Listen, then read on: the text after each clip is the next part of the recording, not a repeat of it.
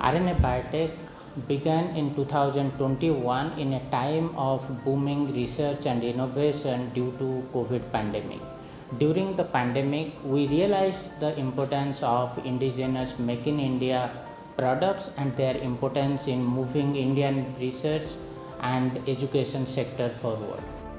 Although several commercial kits are available in the market, they are mostly column-based and imported. For this need, we have developed a quick and cost-effective protocol for DNA-free total RNA and microRNA isolation at Institute of Life Science. After acquiring the technology from ILS, RNA Biotech developed the Universal All-RNA Isolation kit that utilizes innovative magnetic bits for total RNA and microRNA isolation.